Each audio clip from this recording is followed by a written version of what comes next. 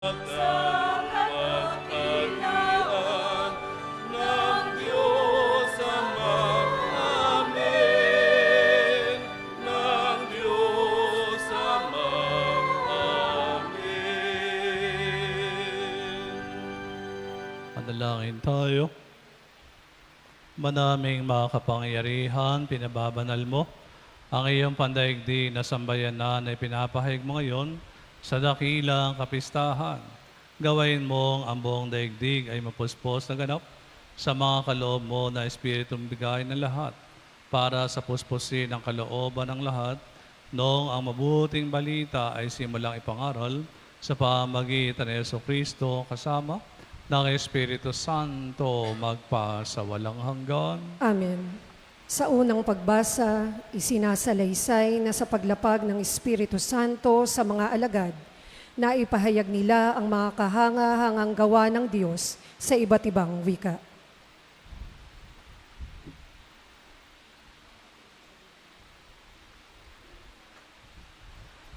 Ang salita ng Diyos mula sa mga gawa ng mga apostol.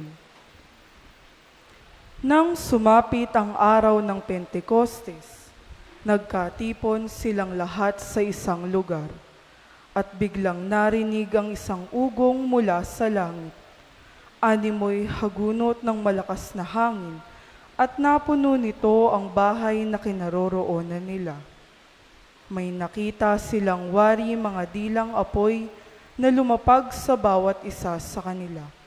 At silang lahat ay napuspos ng Espiritu Santo at nagsalita ng iba't ibang wika ayon sa ipinagkaloob sa kanila ng Espiritu. May mga Hudyong buhat sa iba't ibang bansa na naninirahan noon sa Jerusalem, mga taong palasamba sa Diyos. Nang marinig ang ugong na ito, nagdatingan ang maraming tao. Namangha sila sapagkat sinasalita ng mga alagad ang mga wika nila. Sa kanilang pagtataka ay kanilang nasabi, "Hindi ba Galileo silang lahat? Bakit ang ating katutubong wika ang naririnig natin sa kanila? Tayo'y mga taga-Parsya, mga taga-Media, mga taga-Elam, mga naninirahan sa Mesopotamia, sa Judea at sa Cappadocia, sa Punto at sa Asya. Mayroon pa sa ating taga-Phrygia at Pamphylia, Egipto at sa mga saklaw ng Libya na sakop ng Cirene, at mga nakikipanirahan mula sa Roma. Maging mga Hudyo at mga naakit sa Judaismo. May mga taga-Kreta at Arabia pa rito. Paano sila nakapagsasalita sa ating wika tungkol sa mga kahanga-hangang gawa ng Diyos?" Ang salita ng Diyos. Salamat sa Diyos. Espiritu mo'y suguin, poon tanay yung baguhin. Espiritu mo'y suguin, poon tanay yung baguhin. Pinupuri ka, poong Diyos, nitong aking kaluluwa, o Panginoong Diyos, kay dakila mong talaga. Sa daigdig, ikaw poon, kay rami ng iyong likha, sa dami ng nilikha mo'y nalaganapan ang lupa. Espiritu mo'y suguin, poon tanay yung baguhin. Natatakot mga matay kung kitlin mo ang hininga, mauuwi sa alabo, pagkat doon mula sila. Taglay mo ang Espiritu upang buhay ay ibalik, bagong buhay ay dulot mo sa nilikha sa daigdig. Espiritu mo'y suguin, poon tanay yung baguhin. Sana ang iyong karangal ay manatili kailanman, sa lahat ng iyong likha ang madamay kagalakan. Ang awit ng aking puso sana naman ay kalugdan, habang aking inaawit ang papuri sa may kapal. Espiritu mo'y suguin, poon tanay yung baguhin. Sa ikalawang pagbasa, itinuturo ni Apostol San Pablo na sa pamamagitan ng Espiritu Santo, nagagawa nating sabihing Panginoon si Jesus at napagkakalooban tayo ng iba't ibang kaloob para gamitin sa ikabubuti ng lahat. Ang salita ng Diyos mula sa unang sulat ni Apostol San Pablo sa mga taga-Korinto. Mga kapatid, hindi masasabi ni numang Panginoon si Jesus kung hindi siya pinapatnubayan ng Espiritu Santo. Iba't iba ang kaloob, ngunit iisa lamang ang Espiritong nagkakaloob ng mga ito. Iba't iba ang paraan ng paglilingkod, ngunit iisa lamang ang Panginoong pinaglilingkuran. Iba't iba ang mga gawain, ngunit iisa lamang ang Diyos na sumasalahat ng taong gumagawa ng mga iyon. Ang bawat isa'y binigyan ng kaloob na naghahayag na sumasa kanya ang Espiritu para sa ikabubuti ng lahat. Sapagkat si Kristo'y tulad ng isang katawan na may maraming bahagi. Bagamat binubuo ng iba't ibang bahagi, iisa pa ring katawan. Tayong lahat, maging Hudyo o Griego, alipin man o malaya, ay bininyagan sa iisang Espiritu upang maging isang katawan. Tayong lahat ay pinainom sa isang Espiritu. Ang salita ng Diyos. Salamat sa Diyos.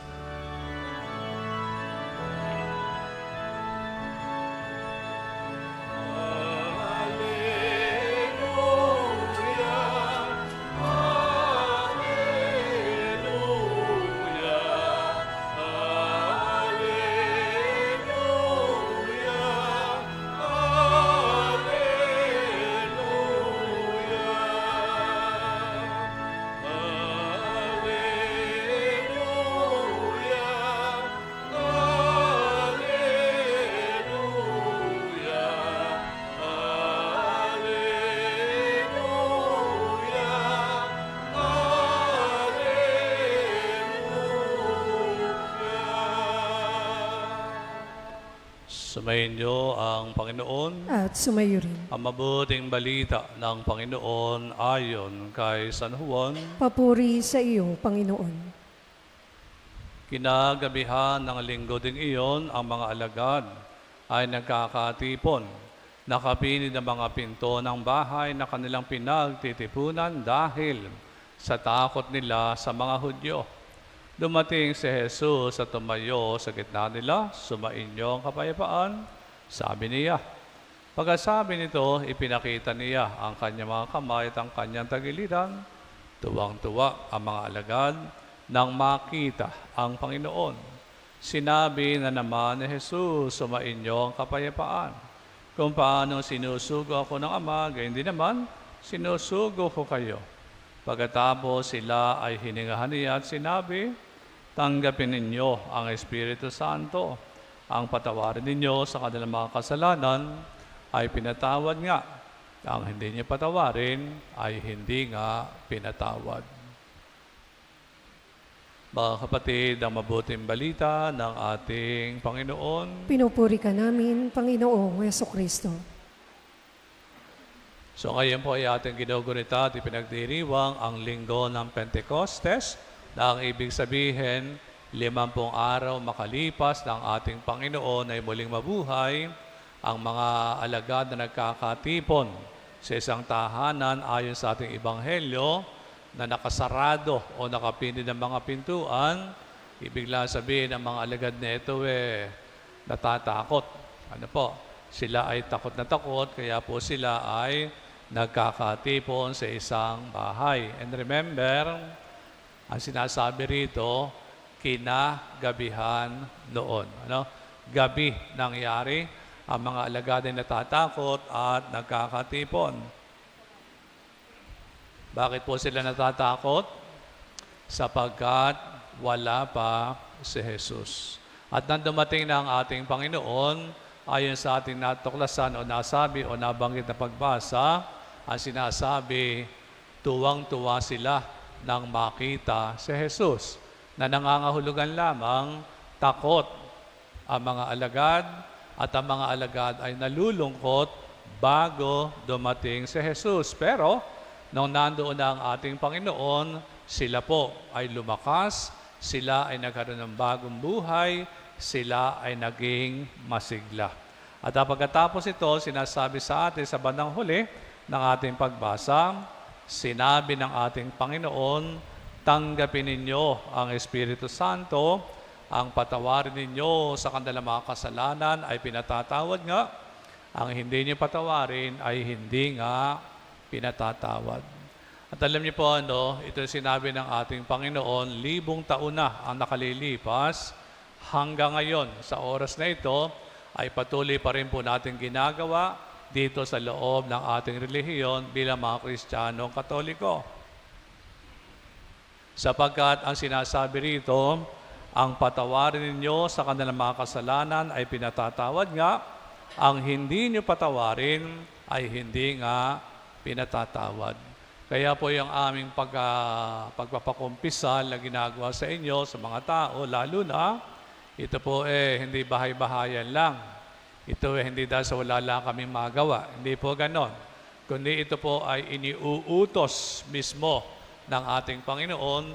Binigyan po kami ng kapangyarihan ng Panginoon at ito ay ginagawa natin sa pagpapatawad ng mga kasalanan sa mga tao na nangungumpisal at seryoso na humihingi ng tawad sa kanilang mga pagkukulang. Kaya yung kumpisal po, hindi lamang basta ito kumpisal, kundi sinasabi rin, ito po ay sakramento ng kagalingan. Ano ibig sabihin ng sakramento ng kagalingan? Remember, pagka tayo po'y nakakagawa ng pagkakamali o kasalanan, humihina po at namamayat at nagkakasakit ang ating mga kaluluwa. E di lalo na kung lublob ka o nagtatampisaw sa kasalanan, talagang parang kalansay, nakapayat ang iyong kaluluwa. Talagang mahina at sakitin. Kaya nga po yung kumpisal ay tinatawag na sakramento ng pagaling o kagalingan kasi pagka po tayo nangungumpisal, gumagaling, lumalakas at napapatawad ang ating mga kasalanan. Di ba napapansin doon sa mga tao na naglulubalob sa kasalanan? Minsan ay parang tulala na, minsan ay parang wala sa sarili, minsan ay walang direksyon ng kanilang buhay. Bakit? Kasi nga po, sakitin, hindi ang kanyang katawan sakitin ang kanyang kaluluwa. No? Kaya po tayo ay laging inaasahan at tinuturuan ng simbahan, at least minimum requirement, 1 beses man lamang sa 1 taon. Lalong-lalo na po kapanahunan ng muling pagkabuhay, tayo po ay nire-require o hinihiling na mangumpisal. Depende po sa dami ng ating kasalanan. Pero ang requirement, ang minimum requirement na hinihingi sa atin ay minsan man lamang sa 1 taon. Tanong, ginagawa po ba natin ito? Palagay kayo hindi, Alam mo dito, pagka mahal na araw, o kaya mga Biyernes, nangungumpisal dito, puro matatanda lang. Minsan paulit-ulit pa ng kasalanan. Minsan hindi pa kami magkaintindihan. Minsan ang binabanggit kasalanan pa ng may kasalanan. Minsan nalilito na ako. Teka po, inang. Ang pag-usapan po natin kasalanan mo, Huwag po yung kasalanan ng manugang mo, o yung kasalanan ng biyanan mo, o yung kasalanan ng kapitbahay mo. Minsan nagkakaligaw-ligaw. Pagka mangungumpisal po tayo, ang pag-uusapan lang natin, yung kasalanan mo. Tsaka huwag na tayo masyado nagpapaliwanag ng marami. Halimbawa, kung ikaw nangupit o nagnakaw, nangupit ka, nagnakaw ka, tapos na yun.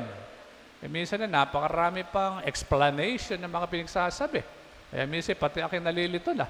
At sasabihin ko, teka. Dami mo na akong sinabi. Ano ba ako talaga kasalanan mo? Ay, oo nga ho pala ka. Meron nga ho pala akong utang na hindi nabayaran. Alam mo di ba? Sobrang dami na sinasabi. Nawawala mismo yung pinaka-gist, yung pinaka-importante. Kaya pagka tayo pinangungumpisal ng timano, sasabihin po natin talaga kung ano lamang yung ating kasalanan.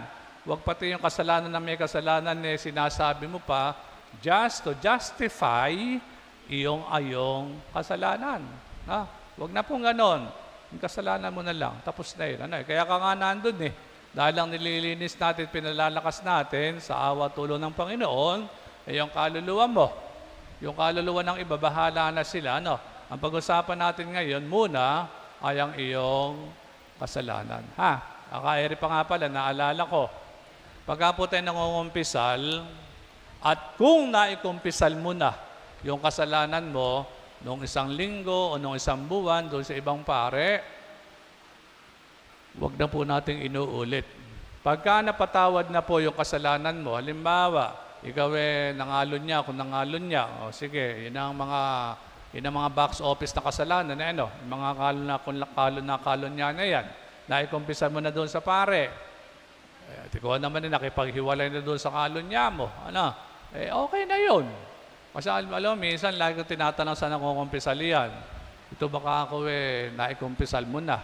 Hindi pa ho, ngayon pa lang. Okay, fine. Pero ito baka kinaikumpisal mo na. Ay opo, naikumpisal ko na po nung nakaraan yan ilang beses mo nang nakumpisal yan? 3 beses na ho Nako, lalong kumakatibong bunang koron.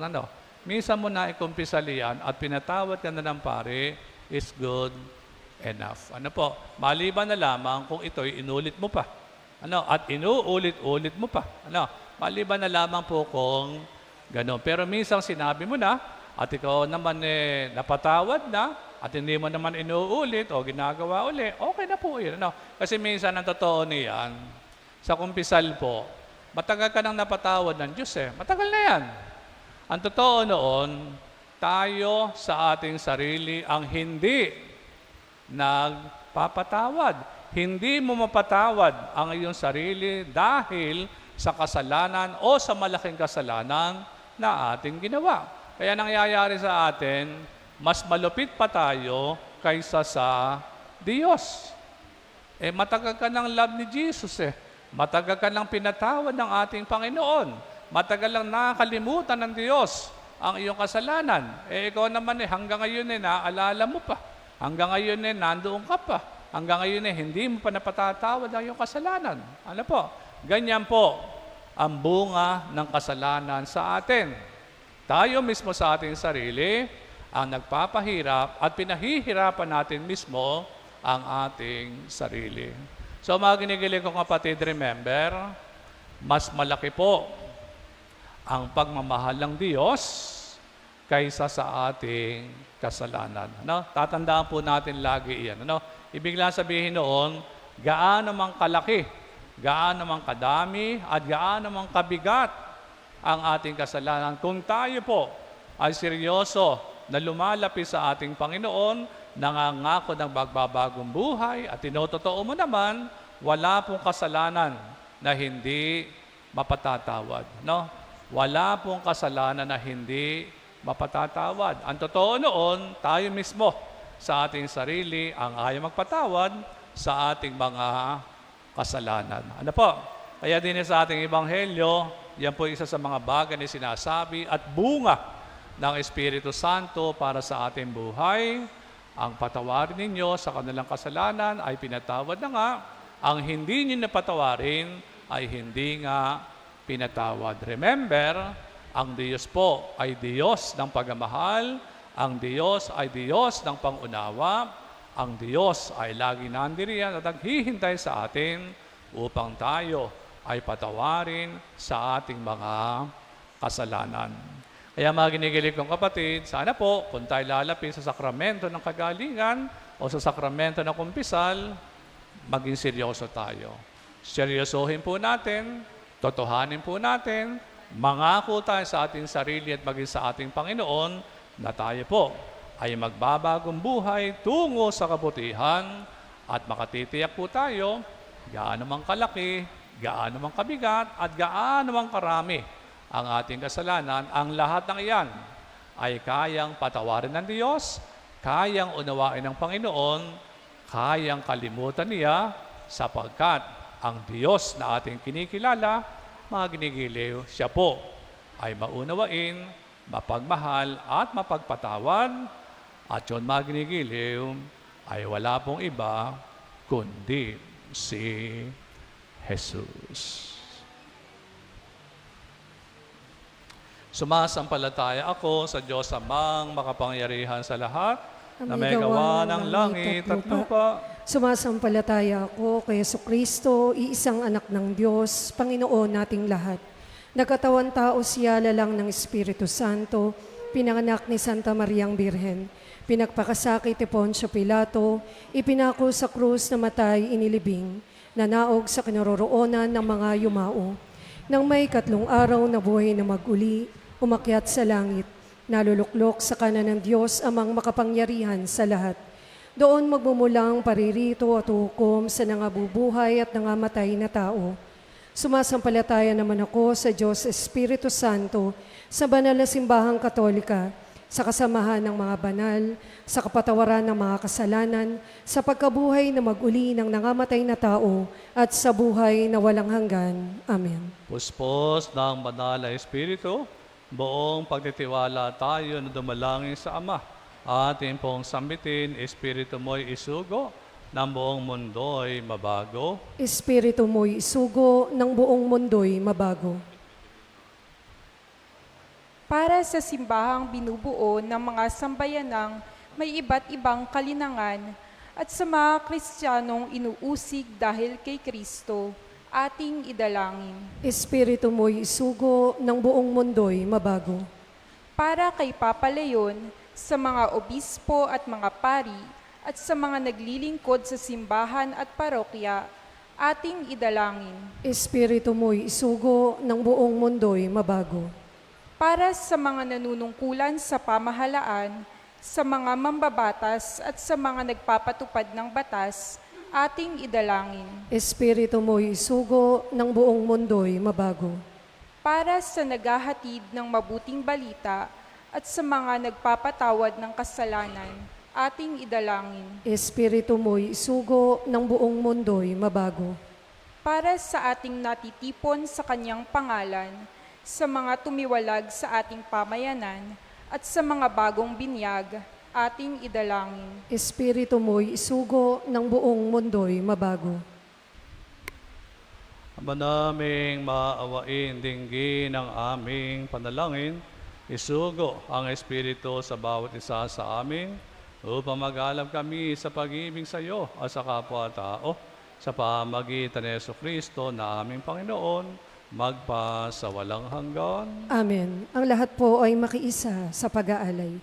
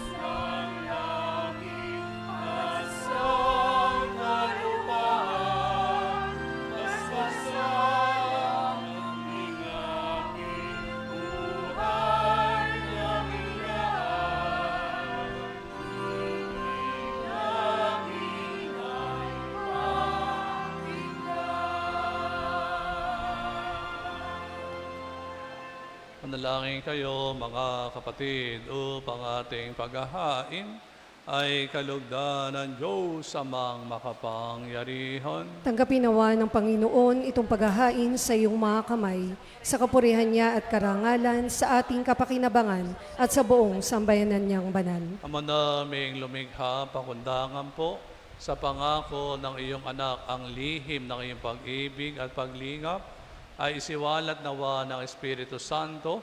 Ngayong ginaganap ang paghahain ito na siya na rin na naglahad ng iyong katapatan sa pamagitan ni Jesucristo kasama ng Espiritu Santo magpa sa walang hanggan. Amen. Sumainyo ang Panginoon. At sumayo rin. Itaas sa Diyos ang inyong puso at diwa. Itinaas na namin sa Panginoon. Pasalamatan natin ang Panginoong ating Diyos. Marapat na siya ay pasalamatan. Manaming makapangyarihan, tunay nga pong marapat na ikaw ay aming pasalamatan. Espiritu'y lumuloko sa mga taong tinubos ng iyong tinatampok bilang kapatid ni Kristo Jesus. Araw ngayon ang pagsilang ng binuong sambayanan ng iyong anak na mahal. Tanang tinubos sa bansa, ikaw ang dinadakila. Espiritu'y lumilikha na nagkakaisang diwa. Kaya kaisa ng mga anghel na nagsisiawit ng papuri sa iyo, nang walang humpay sa kalangitan, kami nagbubunyi sa iyong kadakilaan.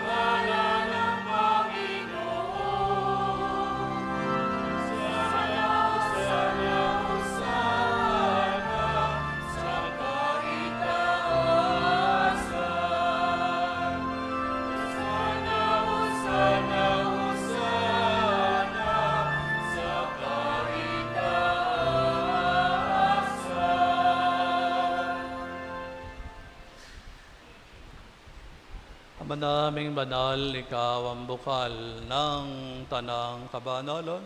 Kaya sa pamagitan ng iyong Espiritu, gawin mong banal ang mga kaloob na ito upang para sa amin maging katawan at dugo ng aming Panginoong Hesukristo.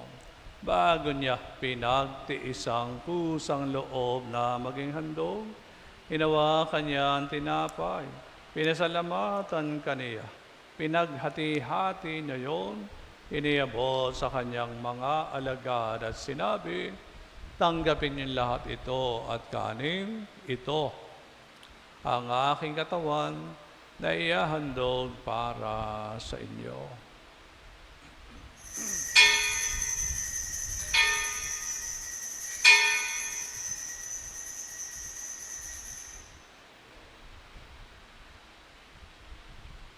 Ganyan din naman, nung matapos ang hapunan, hinawakan niya ang kalis. Muli kaniyang pinasalamatan, iniabot niya ang kalis sa kanyang mga alagad at sinabi, tanggapin niyo lahat ito at inumin. Ito ang kalis ng aking dugo, ng bago at walang hanggang tipan. Ang aking dugo na ibubuhos para sa inyo at para sa lahat, sa pagpapatawad ng mga kasalanan. Gawin ninyo ito sa pag-alaala sa akin.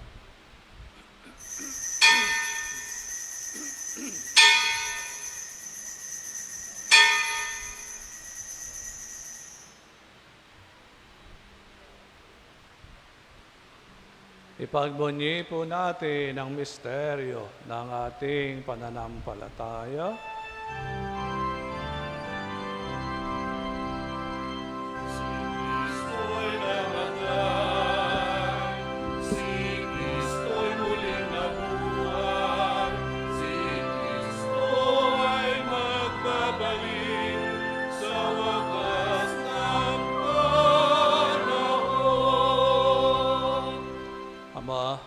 Ginagawa po namin ngayon ang pag-alaala sa pagkamatay at muling pagkabuhay ng iyong anak.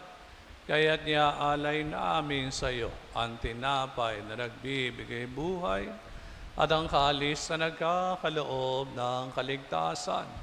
Kami nagpapasalamat dahil kami ay iyong minarapat na tumayo sa harap mo para maglingkod sa iyo.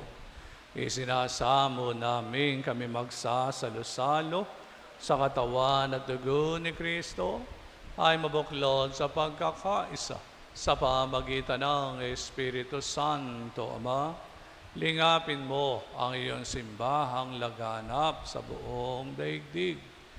Puspusin mo kami sa pag-ibig kaisa ni Leon na aming Papa, ni Dennis na aming Obispo at ng Tanang Kaparian.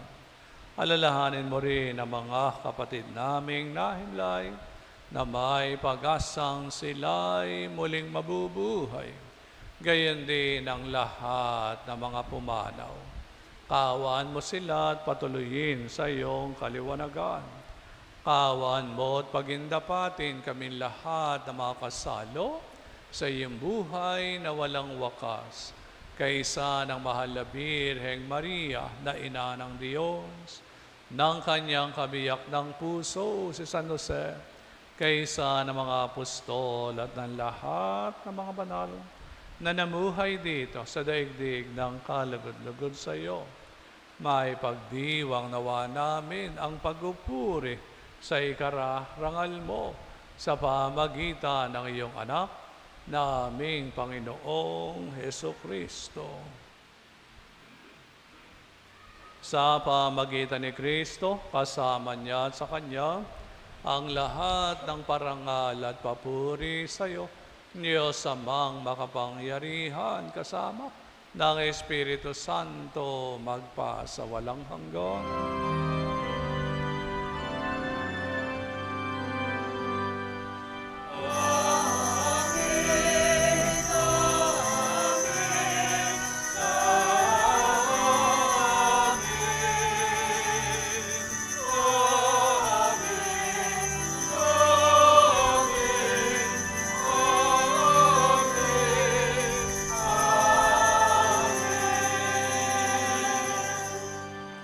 Mga kapatid, buong pananalig sa ating Panginoon at mapagpatawad na Diyos, tayo po ay aawit ng Ama namin.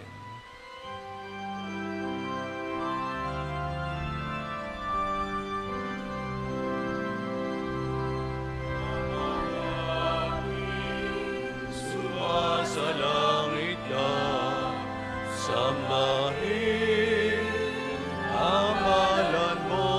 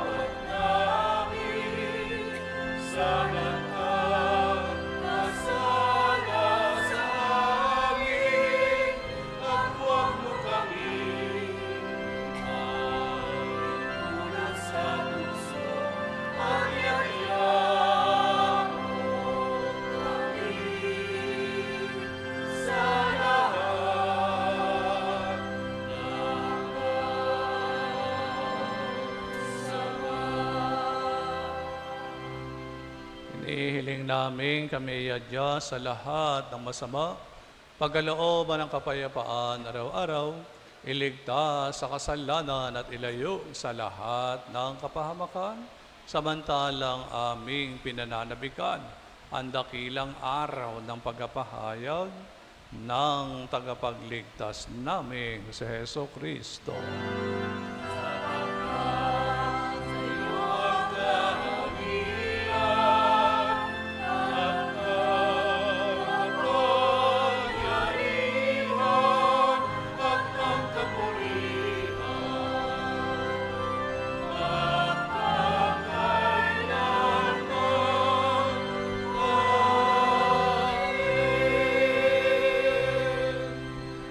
Panginoong Kristo, sinabi mo po sa mga apostol, kapayapaan ang iniiwan ko sa inyo. Ang aking kapayapaan ang binibigay ko sa inyo. Tunghayan mo po ang aming pananampalataya at huwag ang aming mga pagkakasala. Pagalooban mo kami ng kapayapaan at pagkakaisa. Ayon sa iyong kalooban kasama ng Espiritu Santo magpa sa walang hanggan. Amen. Ang kapayapaan ng Panginoon ay laging sumainyo. At sumayo rin. Mga kapatid, magbigayan po ng kapayapaan sa isa't isa.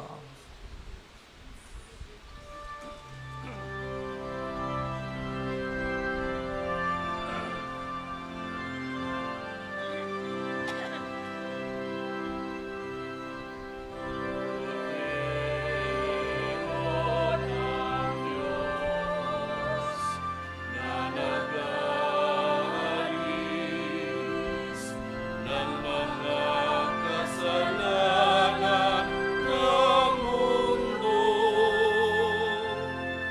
Awa ka sa amin, Kordero ng Diyos, na nag-aalis ng mga kasalanan ng mundo.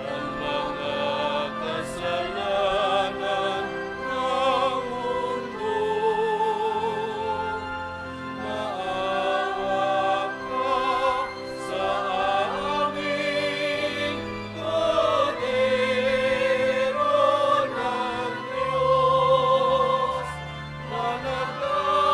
ng Diyos, na nag-aalis ng mga kasalanan ng mundo. Ipagkaloob ninyo sa amin kapayapaan.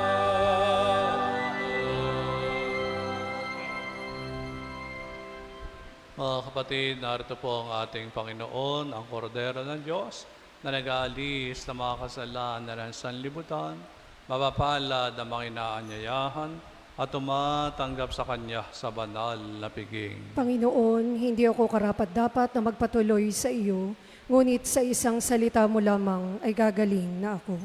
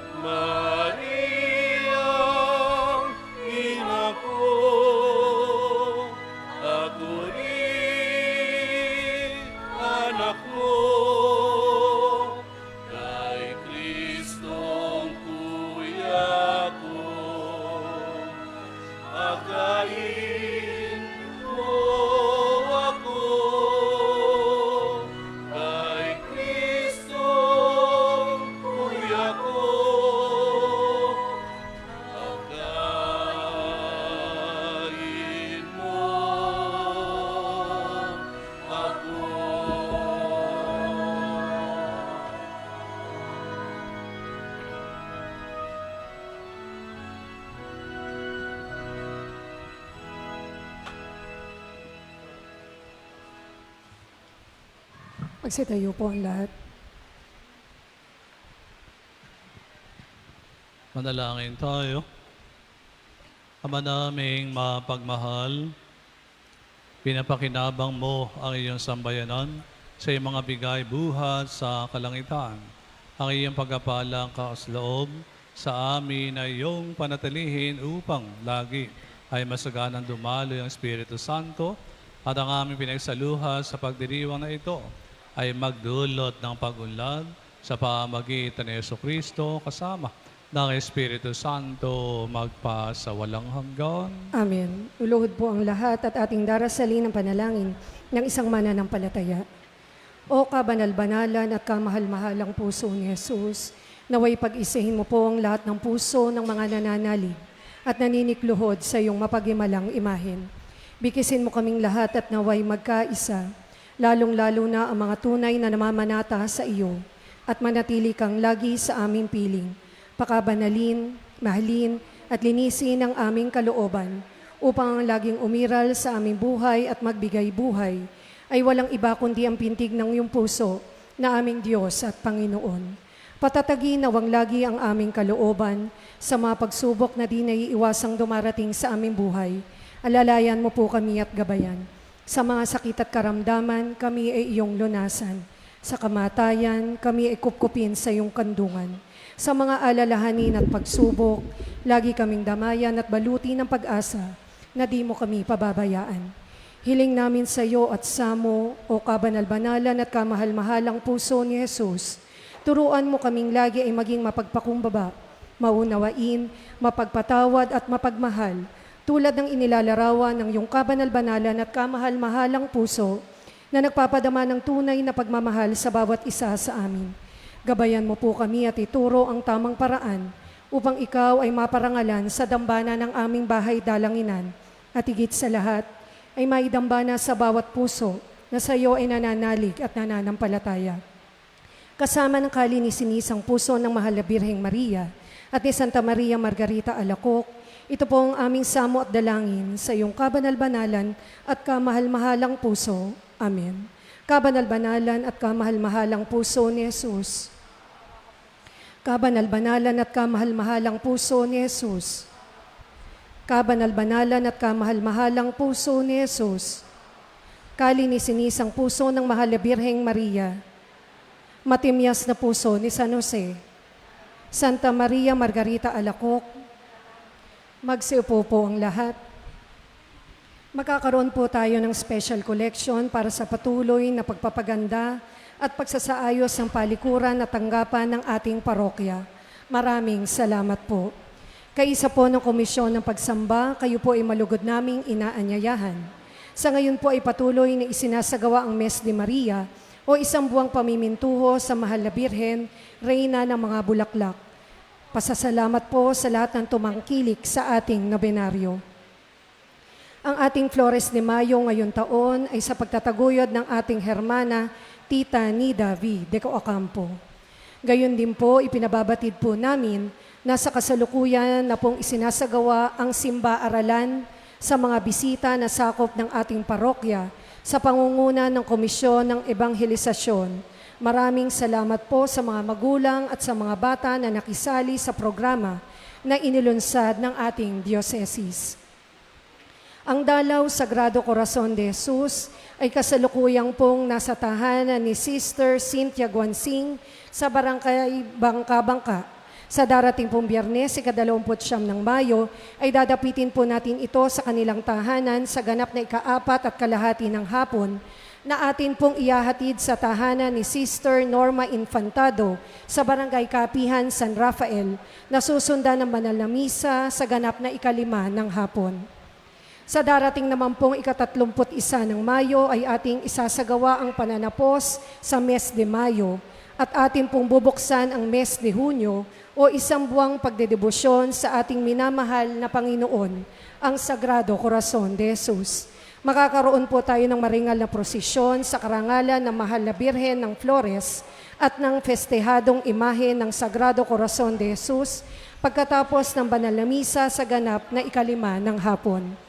Sa lahat po na nagnanais magpasalamat at humiling sa ating Panginoon, ang mapaghimalang Sagrado Corazon de Jesus, maaari po natin siyang akyakin mamaya pagkatapos ng ating banal na misa. Maraming salamat po. Tatayo na po ang lahat. Sumainyo ang Panginoon. At sumayo rin. Pakiyako po ang mga ulo para sa isang maringal na pagabasbas. Ang Diyos Ama ng Kaliwanagan ay nagkaloob ng tanglaw ng kalooban sa mga apostol na pinuspos niya ng Espiritu Santo. Pagpalain nawa kayo ng mga kaloob ng Espiritu Santo ngayon at magpa sa walang hanggan. Amen.